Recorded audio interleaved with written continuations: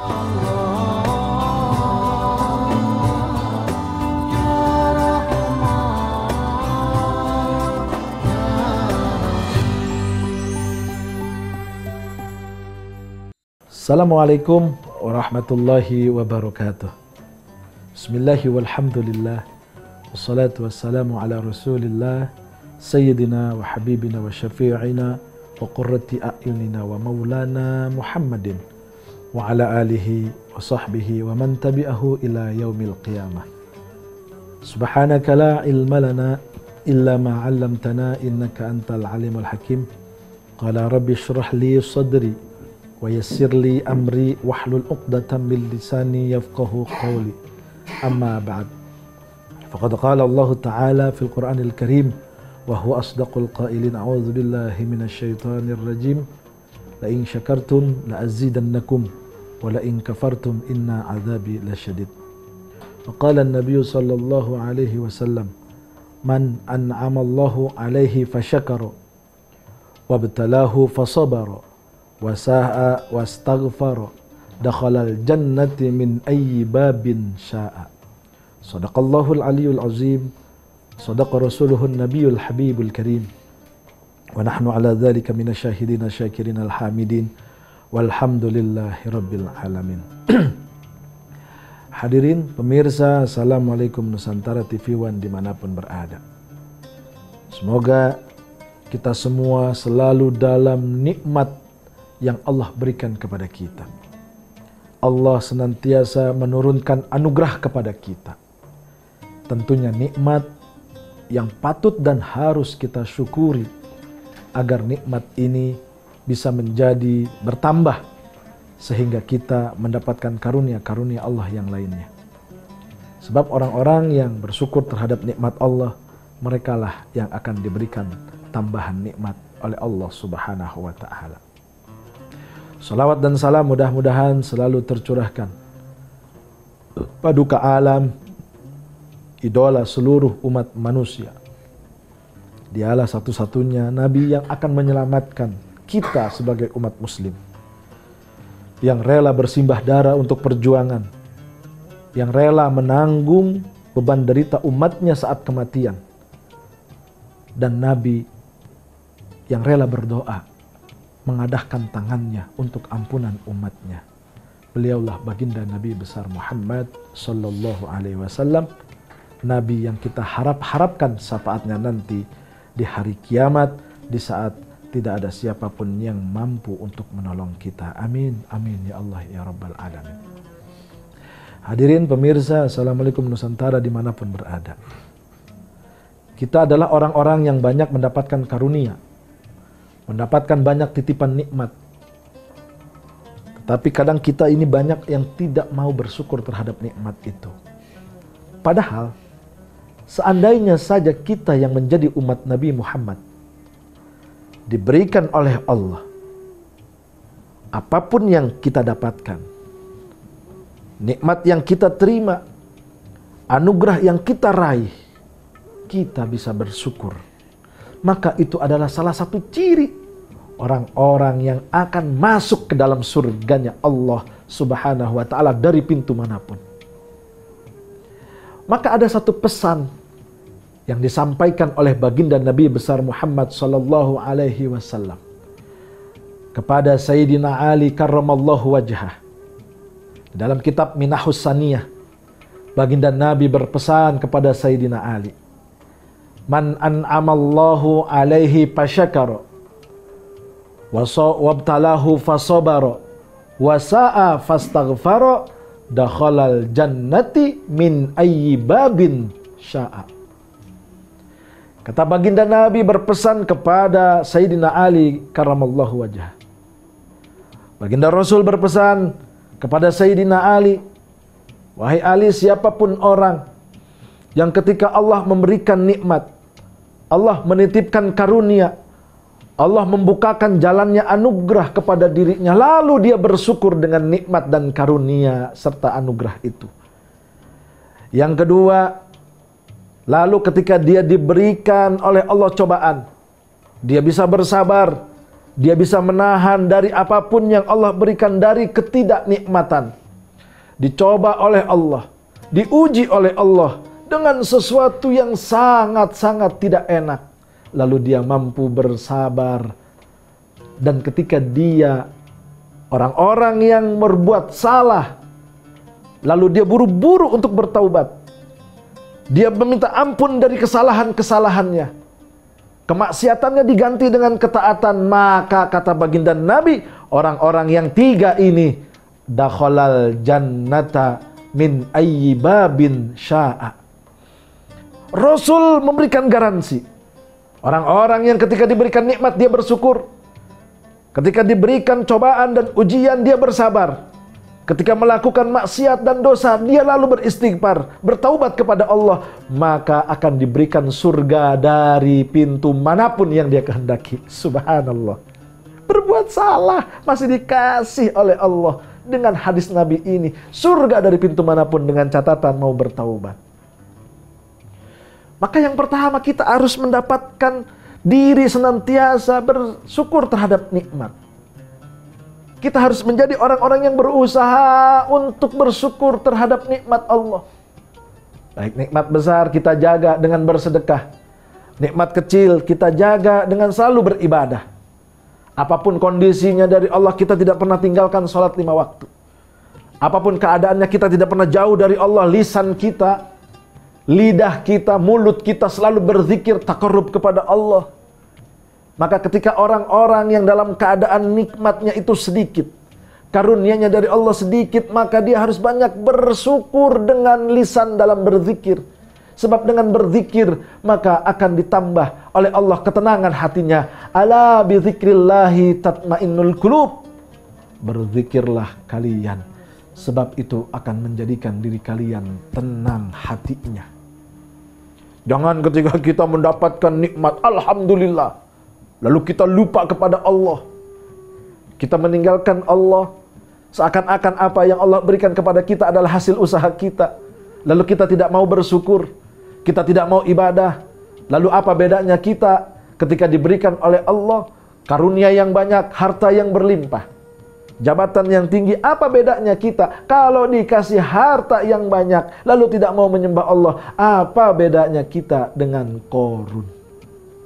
Dikasih jabatan tinggi, posisi kedudukan yang luar biasa, dikasih jabatan yang basah, dikasih jabatan yang elit, dikasih jabatan yang luar biasa, lalu menjadi congkak, menjadi sombong, bawahannya tidak lagi digubris, bawahannya dianggap hanya sebagai keset, bawahannya tidak lagi didengar ketika ingin memberikan masukan. Maka apa bedanya dengan seorang Fir'aun? Lalu ketika kita diberikan oleh Allah kecerdasan, kita diberikan oleh Allah otak yang pintar, lalu kita sombong, lalu kita tidak lagi mau dekat dengan Allah. Apa bedanya kita dengan Haman? Inilah yang harus kita teliti dan kaji serta hati-hati saat kita diberikan nikmat oleh Allah.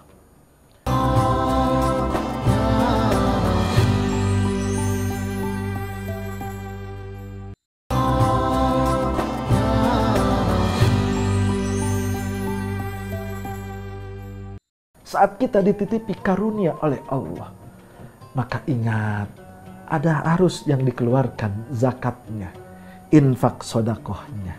Saat kita dikasih jabatan, ingat itu jabatan titipan dari Allah.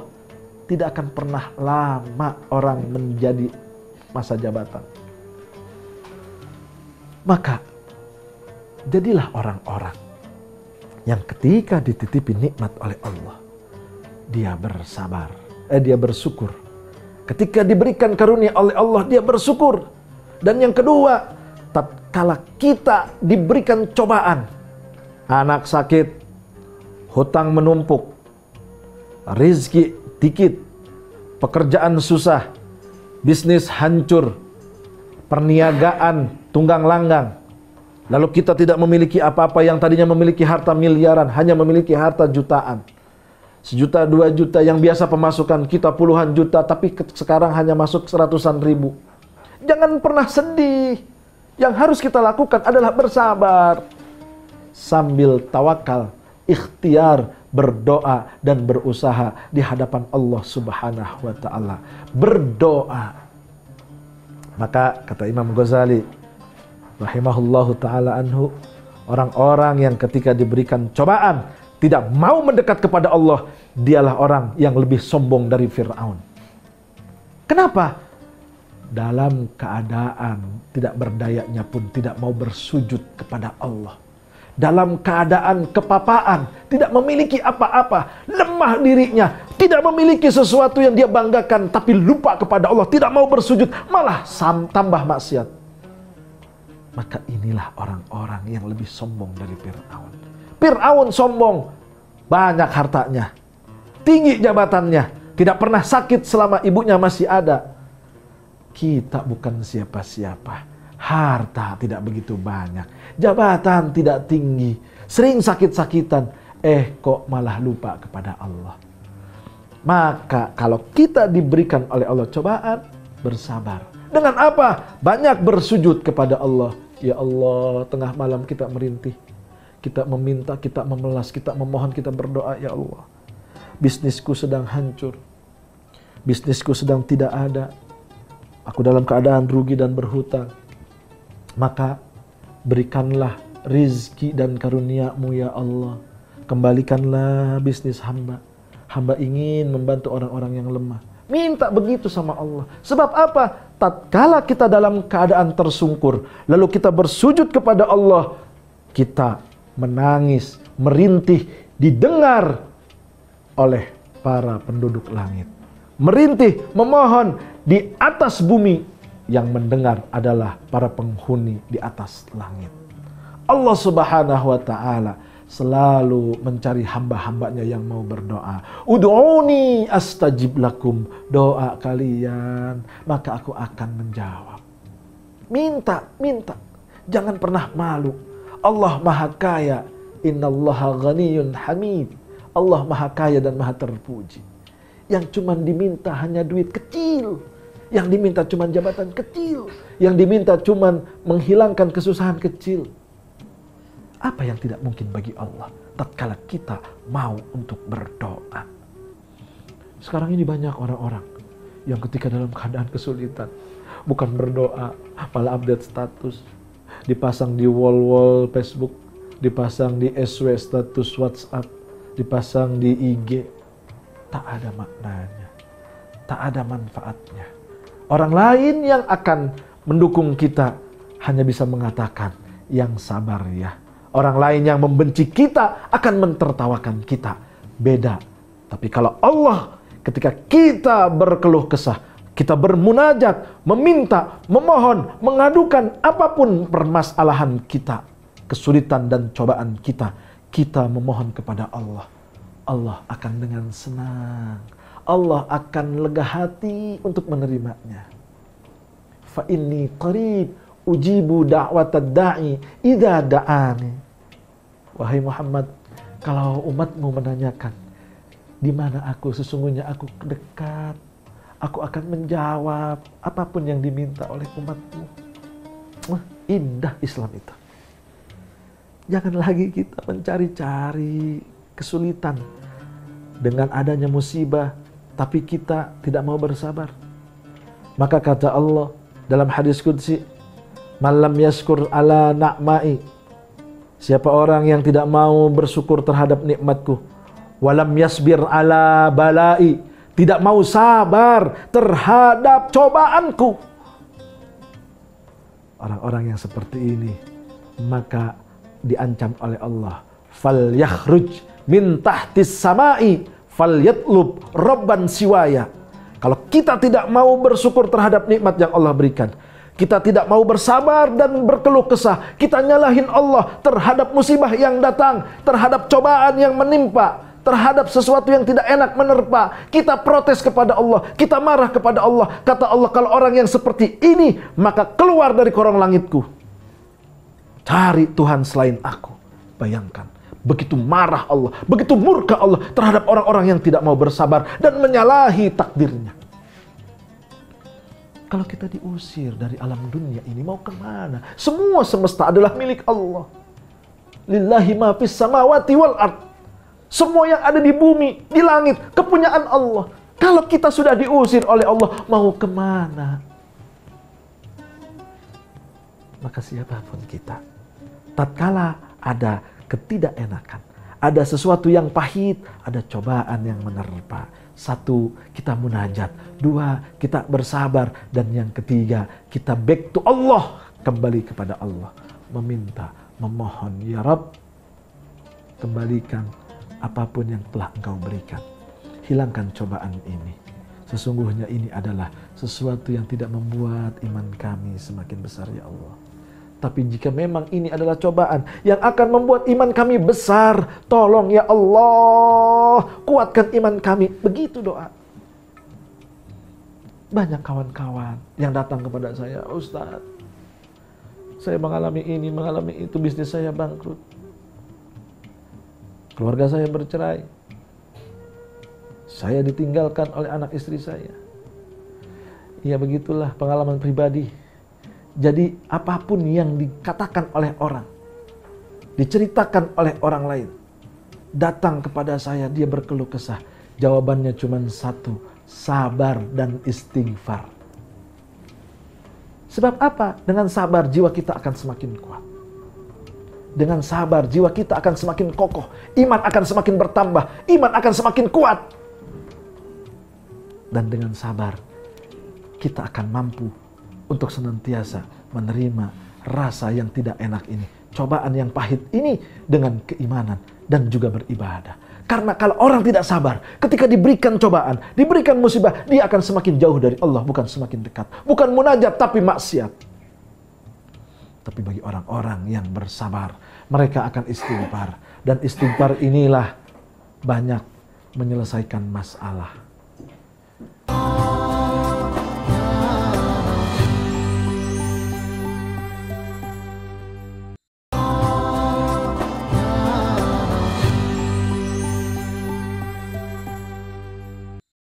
Istighfar inilah ketika kita dalam keadaan dicoba, maka kita orang yang akan diberikan solusi oleh Allah. Wa qul tastaghfiru rabbakum innahu kana ghaffara. Katakanlah istighfar kepada Allah. Sesungguhnya yursilis samaa alaikum midrara. Allah akan turunkan hujan bagi mereka yang mengalami paceklik karena pertaniannya tidak ada hujan. Wa yumdidkum bi amwalin, dan akan dilipat gandakan hartanya. Kalau kita punya masalah keuangan, Allah ketika kita beristighfar akan melihat kita. Ini ayat Quran. Ketika kita beristighfar dalam keadaan cobaan, cobaan tidak punya uang, cobaan banyak hutang, kita beristighfar, yakin akan diselesaikan urusan utang kita. Wa yumdidkum bi amwalin wa banina, dan orang-orang yang diuji kalau tidak punya anak, maka akan diberikan anak. Dan ketika kita diberikan oleh Allah istighfar di dalam hati, bukan hanya di dalam lisan, istighfar dalam hati, kita senantiasa beristighfar, hati kita akan diberikan ketenangan dari solusi-solusi masalah kita. Tapi sayang seribu sayang, sekali lagi banyak yang terjadi, orang-orang lebih senang untuk membaca WA-nya, untuk membuka statusnya, untuk melihat handphonenya, daripada harus memutar tasbih, daripada harus membaca istighfar, daripada harus berkeluh kesah kepada Allah terhadap masalahnya. Dia ingin masalahnya diselesaikan. Dia pengen masalahnya buru-buru hilang. Tapi perbuatannya bukan malah menginginkan masalahnya hilang, tapi bertambah. Yang ketiga, ketika kita ingin mendapatkan surga dari pintu manapun yang diinginkan, kata baginda Nabi adalah wasa'a fastaghfar. Tatkala dia melakukan perbuatan buruk, dia melakukan maksiat, dia melakukan kesalahan dan dosa, buru-buru istighfar.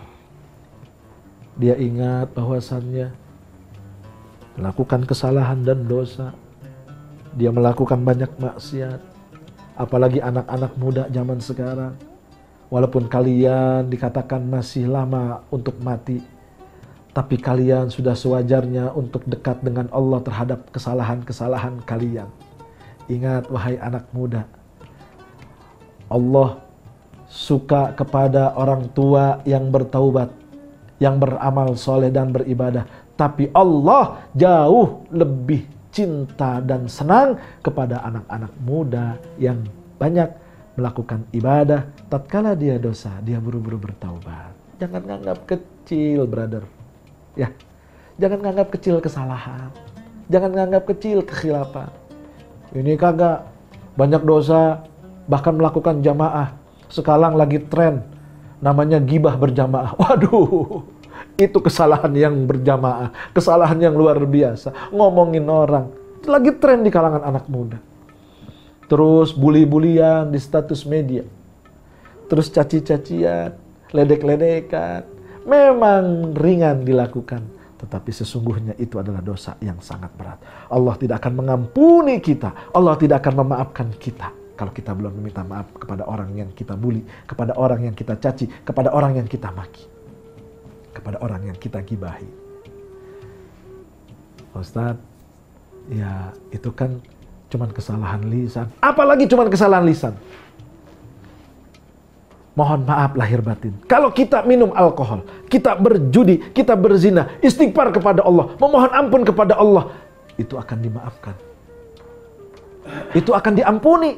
Tetapi tatkala kita memberikan kata yang tidak baik kepada orang lain, cacian kepada orang lain, makian kepada orang lain, kita gibah, jangankan salahnya, benarnya akan menjadi dosa, salahnya akan menjadi fitnah.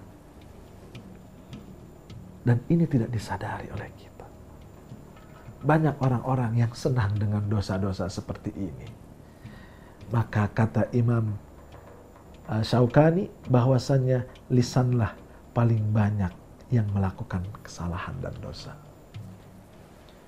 Kalau kita orang-orang yang masih cinta kepada Allah, ingin mendapatkan pujian dari Allah, maka lisan ini harus banyak memuji kepada Allah.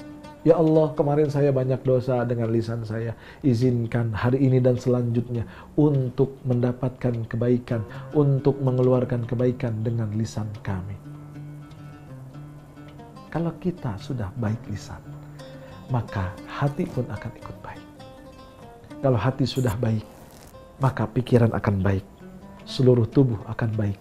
Dan disitulah nanti jiwa kita menjadi pribadi yang baik, yang disenangi orang lain. Banyak cerita yang ketika dia bersalah, dia memohon ampun kepada Allah, lalu diberikan oleh Allah anugerah, diberikan oleh Allah sesuatu yang sangat luar biasa. Akhirnya menjadi pribadi yang kaya, pribadi yang luar biasa. Dan orang-orang yang beristighfar, orang-orang yang meminta ampun kepada Allah dalam taubatnya, dialah pribadi yang disenangi oleh baginda Nabi besar Muhammad sallallahu alaihi wasallam. Kata baginda Nabi, mukmin yang baik bukan yang tidak pernah salah, tetapi mukmin yang baik tidak melakukan kesalahan dua kali. Kalau kita pernah melakukan kesalahan, jangan diulangi. Kalau kita pernah melakukan kemaksiatan, jangan dicoba lagi. Kalau kita punya dosa, jangan pernah dilakukan terus-menerus, karena akan menjadi dosa yang sangat besar. Las saghair illa bil istimrar walal kabair illa bil istighfar. Kata baginda Nabi, las saghair illa bil istimrar. Tidak akan menjadi dosa kecil kalau terus-terusan dilakukan. Dan dosa besar akan menjadi kecil illa bil istighfar kalau dia membaca istighfar. Kita orang-orang yang banyak dosa, orang-orang yang banyak salah, maka kembalilah, tubu ilallahi taubatan nasuha. Kembali kepada Allah dengan taubat yang sebenar-benarnya. Apa? Mengucap istighfar, beribadah, sholat tepat waktu, jangan tinggalkan sholat 5 waktu. Dan yang kedua, ya kita baik dengan orang tua, baik dengan tetangga, jangan lagi melakukan dosa-dosa berjamaah seperti tadi. Karena pada dasarnya manusia adalah tempatnya salah. Al-insanu mahalul khata' wan nisyan. Manusia tempatnya salah dan dosa. Maka jadilah pribadi-pribadi muslim, pribadi-pribadi mukmin yang seperti kupu-kupu. Ketika menjadi lalat, ketika menjadi ulat, dia sangat menyeramkan. Takut kita dengan ulat. Tetapi ketika ulat itu sudah berubah maka akan menjadi kupu-kupu. Mukmin pun sama. Ketika kita ahli maksiat, orang nggak demen sama kita, orang nggak seneng.